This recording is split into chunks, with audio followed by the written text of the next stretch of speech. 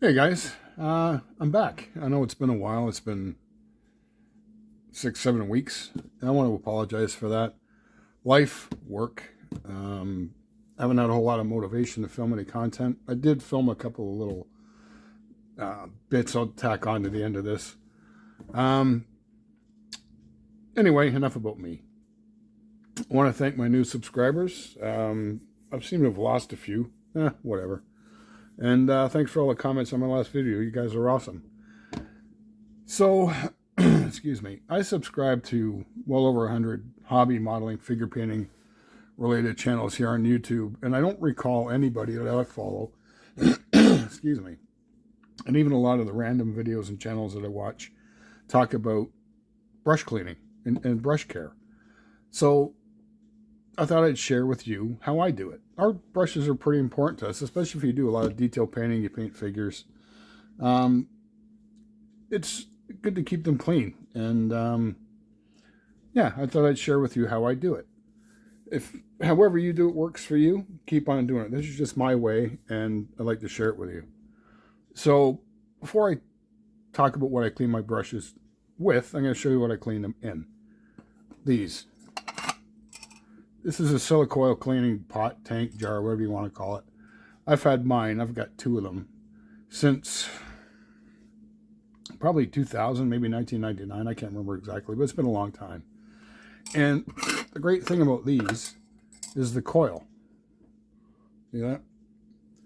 Now, what the coil does is it helps, when you run in your brush over it to clean it, it helps spread the bristles apart a bit so it gets the paint off of them. I highly recommend these. They're 20 bucks on Amazon. They're 20 pounds Amazon UK. They're a bit more expensive here in Canada because, well, it's Canada and everything else is more expensive up here. But even at 30 bucks here, they're well worth it.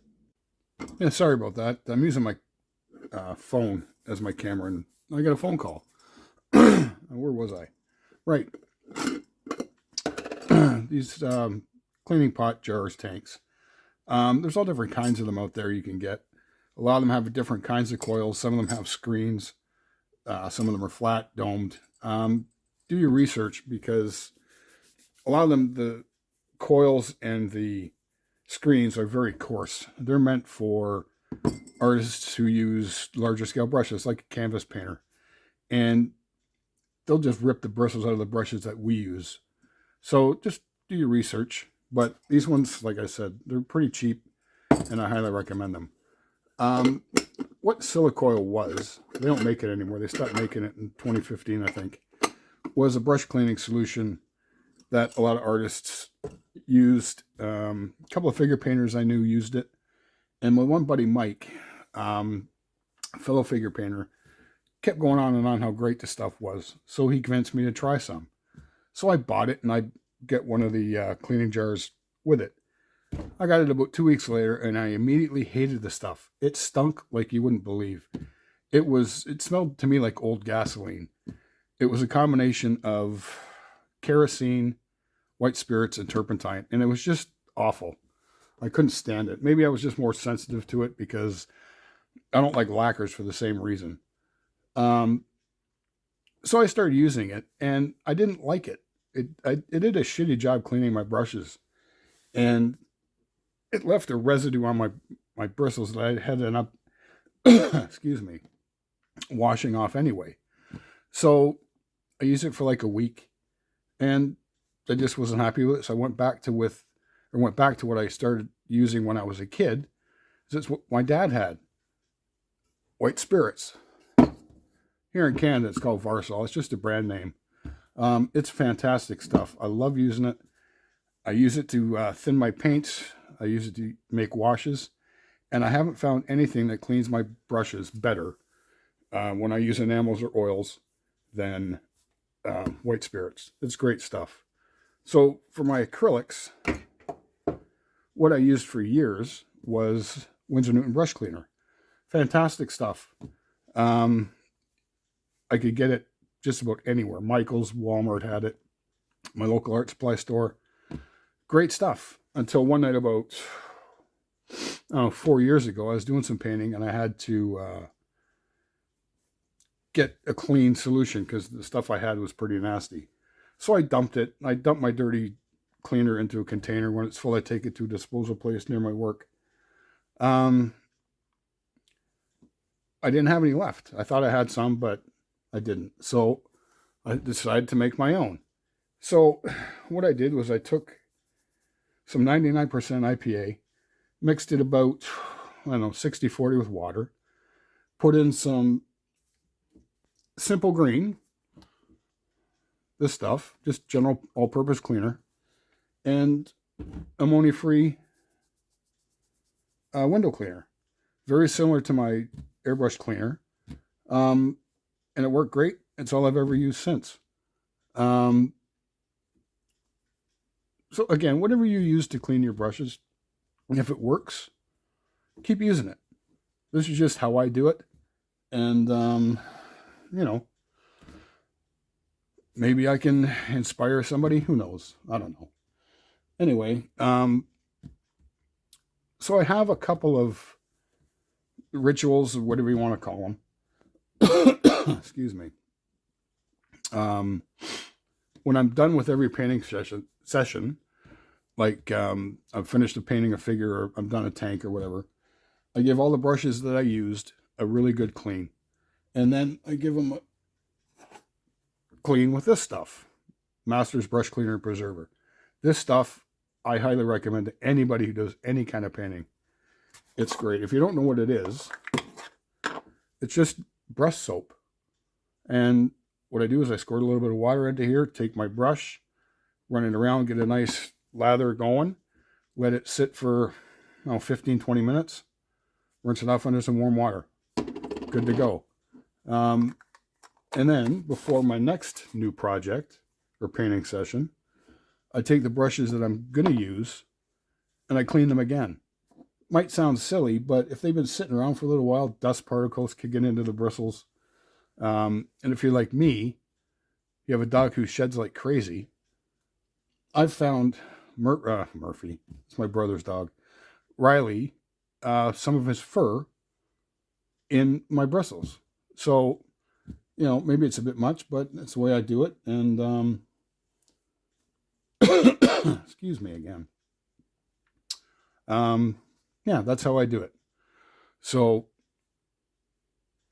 and you may have read, or somebody may have told you along the line somewhere, the best way to store your brushes to let them dry is bristle side down. It's the other way around. Keep your bristles up. That's the best way to do it. You don't believe me? Go to Winsor Newton's website. It tells you on there. And yeah, so there you go. That's my way of cleaning brushes. So I'll be back. Hey guys, I just realized something. Going over the video I shot last night of me talking about cleaning brushes. I totally forgot to talk about how you clean these out. Easy off. This stuff. I prefer the pump over the aerosol. I find it does a better job. Just spray it in, let it sit for 2-3 hours, put the cap back on, and that's it. I take an 1.5 to 2 inch old stiff bristled brush, give it a good scrub. Don't try to take the coil out. The diameter of the coil is just slightly bigger than the diameter, or the inside diameter of the jar. You can flip them upside down and just give it a good scrub. That's all you need to do. That's it. Rinse it out with soap and water, and you're good to go. Yeah, that's it. Remember, these things are 20 plus years old, and they look brand new. So yeah, oven cleaner works great. All right, that's it. Okay guys, let's talk about brushes real quick. I'm not going to spend a whole lot of time talking about them. It's such a very subjective topic, sables versus synthetics. Klinsky sables are very, very good brushes, but they can be very expensive. I've seen, for example, 0 rounds go for $80, $90 for one single brush. Sets go for $200, $300, $400. And there's different qualities of synthetics as well. They go for about half the cost of an equal quality Klinsky sable. Are they worth having? Um, Depends on how you look at it. If you want to go and spend a whole bunch of money on Klinsky sables, go right ahead. 99% of the brushes I have are synthetics. A lot of them are my local art store brand, or the brands that they carry. I use rounds, flats, and filberts. I've got a couple of Klinsky sables, but I never use them. These ones, Performing, they came right from Germany. I've had these, since probably 2000, 2001. I never use them. I got a couple of Viejo Klinskys somewhere. But if you think, and this is going to sound silly, but I've seen this said in groups and, the forums. If you think going out and buying a whole shitload of sable brushes, spending a whole lot of money, it's going to make you a better painter, magically turn you into the next Kirill Kanaev or Joe Hudson or Jim Rice, Calvin Tan, Jesus Gamera, who I consider some of the finest figure painters in the world, that's not how it works. Your brush is just a tool, just like everything else that we use. From your X-Acto to your cutters, to your sanding sticks, to your Dremels, to your photo etch benders. You have to know how to use it first before you can be any good with it. It's not the brush, it's the hand that wields it. I've seen figure painters and modelers use some of the most horrific looking synthetic brushes to paint fine detail, and they make it work. Why? Because they know what they're doing. I've seen figure painters and modelers use very expensive Klinsky brushes to paint fine detail, and what they end up with looks like a Jackson Pollock painting because they don't know what they're doing. It's your skill, it's your experience, it's your knowledge. It's not the brush. I've seen so many different conversations on, in Facebook groups and forums, and people get really uptight about the brushes. If you don't use sables, you're not a painter. You have to have sable brushes. Well, no, you don't.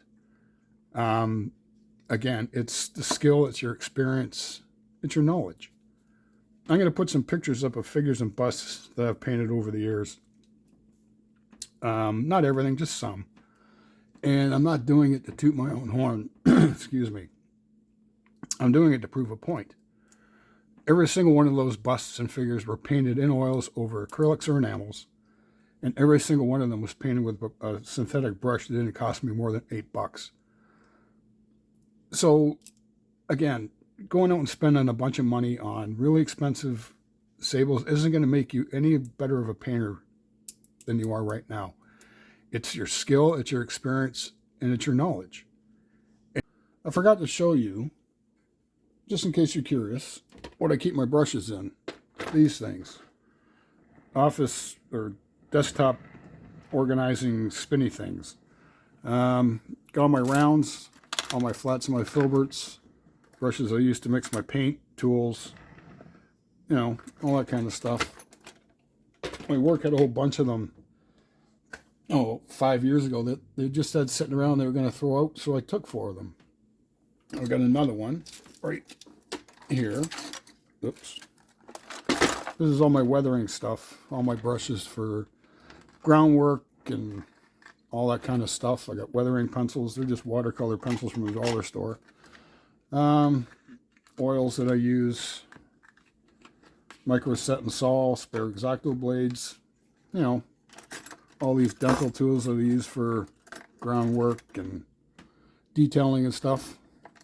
So anyway, and I keep a separate set of brushes I use specifically for figure painting and fine detail. I got some Army Painter brushes and I got some Zem brushes. They're really, really good synthetic brushes. They sell sable as well, but it's illegal to send or ship sable brushes from the U.S. to Canada. That's U.S. Fish and Wildlife, I think, that put the stop to that, unless you buy like massive quantities of them. So anyway, these have really, really good points.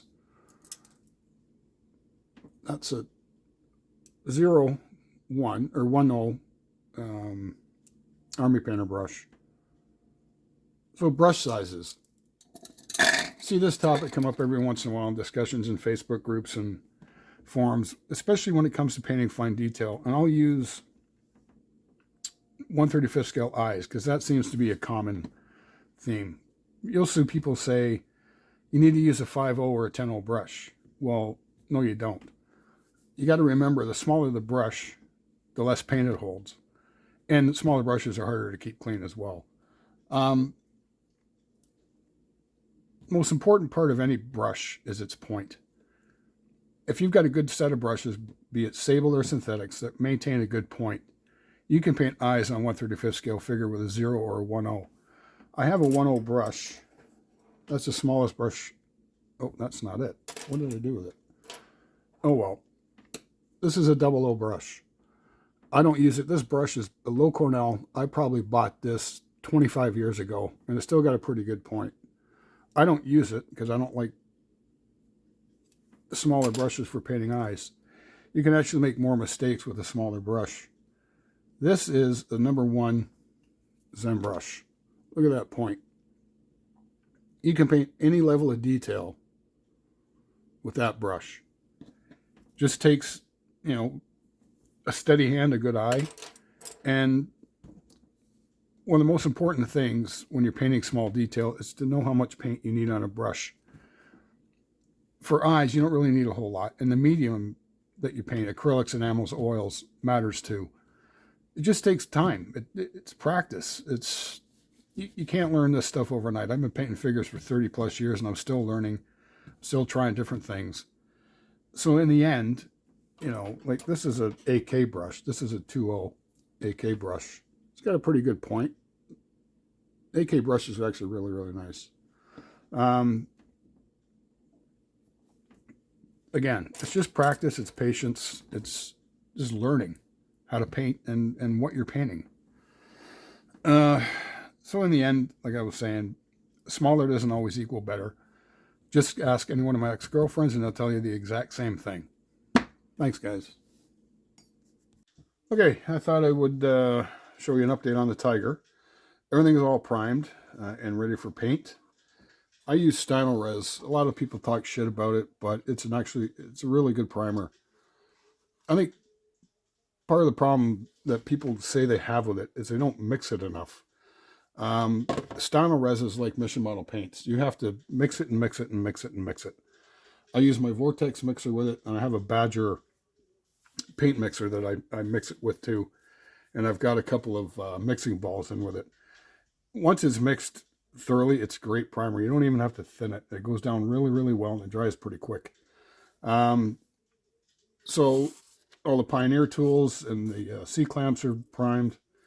I primed the shrouds, and then I used Hull Red. Where is it? To me, a Hull Red, anyway. I was going to do some hairspray chipping on the shrouds, the bucket, and where the fenders got torn off along the sides of the upper hull. All the road wheels I primed with Stynylrez Black, and I used some of the Hull Red to simulate the red oxide primer on the road wheels. I don't know if I'm going to chip them or not. I might just leave them to look like they're brand new. We'll see.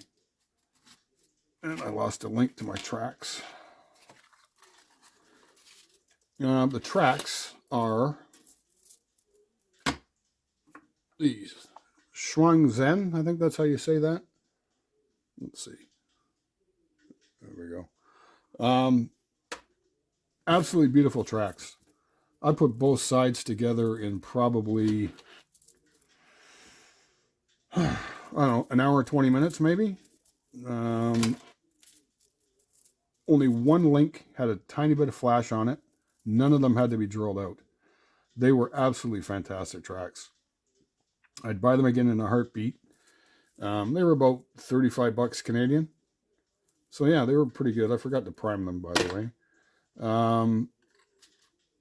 And the figures are primed and ready to go. Both Alpine. Here's the arms and the head. Excuse me. The arms and the heads and the side arms. I'm debating on which head I'm going to use for the one figure, but whatever, we'll figure that out. And these are them. Both figures. This one I use with my Yag Panther. I was actually going to use this one with the Yag Panther, but I lost an arm. So I went and ordered that one. The day it arrived, I found the arm for that one. Anyway, that's it. Next time you see the Tiger, it'll be painted. I'm going to be using Tamiya dark green, XF50 or 61, XF64 red brown, and XF60 dark yellow. I'm going to give it a winter whitewash as well, so I'll probably have that done next time I show an update on it. So anyway, oh, there's the pin I thought I lost. These are the pins for those Schwangzen tracks. And they're tapered at the one end a little bit, so when you put them in, they don't fall out. But this one did fall out. There was the odd one that I had to glue in, but excellent tracks. Again, I highly recommend them. Anyways, guys, that's it. Okay, hey guys, welcome to Tiger Update number 2. The Tiger is all painted. Winter camo's done. My chipping is done. I used Viejo Camo Black Brown for the chipping. I didn't do a whole lot. Decals are on. The decals are actually from the spares box. The decals that came with the kit, as soon as they hit water, they disintegrated. So I had some in the spares box, so I used them. Road wheels are all painted. And I didn't put any winter camo on these ones, but I did on the idlers and the drive sprockets and a couple of the road wheels. I got inspired by a picture I saw of a Tiger late that only had 2 or 3 of the road wheels with winter camo on them, so they're done. Oops, there we are. Sorry. Started painting some of the detail on the tank. I did the jack block. I used, can't remember now. Anyway, a Viejo brown, and the barrel for the bow-mounted MG34. Oh, for anybody who uses StanoRes, I don't know if you can see that. It doesn't work with photo etch. I normally use auto primer when I have photo etch, but I didn't have any. Thought StanoRes would work. When I was doing the winter camo, it took the paint right off down to the bare brass. I'll just cover that up with mud or something. Had a spot on the barrel where I just used the Camo Black Brown for chipping. I still got to do another coat of it. You can see it again a bit. So the bucket is painted and chipped. Oops, there we go. Keep forgetting where my camera is. That's done. And the exhaust shrouds are done. I want to thank Greg Riley for the tip on that. He sent me pictures of his in-progress trumpeter Tiger, and I asked him how he did the exhaust shrouds. And I used Camo Black Brown, a little bit of Humber Rust, and a couple of Viejo rust washes, light rust and dark rust. And I just sponged it all on. I think it came out pretty good. And then I gave it a wash of sepia to kind of blend it all together. Tow cables, still got a bit more work to do on them, but they're looking good. Where are they? Here we are. Yep, and the jack, I just started chipping on it. I got washes and stuff to put on it. Excuse me. So I got to paint the Pioneer tools, and that's pretty much it for the update. Probably going to do a video on weathering it. I know there's a couple of my subscribers that want to see me do some weathering on the Tiger. Not sure how I'm going to do it yet, but because I focus so much when I'm doing weathering that I might forget to talk. So I don't know. We'll see. I might show you how I start doing something, finish the rest of it off camera, bring it back when it's done. We'll see. So that's it, guys. Okay, guys, I thought I'd show you quick what my next project is. Dragon's SU-100 Premium Edition. I got this kit off a friend of mine, 4 years ago or so, and it's sat in the stash ever since. And deciding on what my next, excuse me, what my next project was, I decided to go with this one. I started working on it a couple of weeks ago. Don't have a whole lot done. Just got the suspension arms done. Road wheels still need to be cleaned up. Idler and sprocket or drive wheel need to be cleaned up. This kit's going to be a first for me because of all the photo etch. I normally avoid a lot of photo etch, especially the little fiddly parts. If there's a plastic alternative, I'll use that. But in this kit, there isn't any. So it's going to test my patience. I don't have a whole lot of patience with photo etch, but after talking with my friend Greg Riley, he kind of gave me a little bit of confidence to go for it. And I don't got a photo etch bender. Never thought I'd have one of these ever. But yeah, I'm going to just take my time and go from there. I actually had fun doing the mud guards on the back. Cutting the plastic ones off was pretty easy.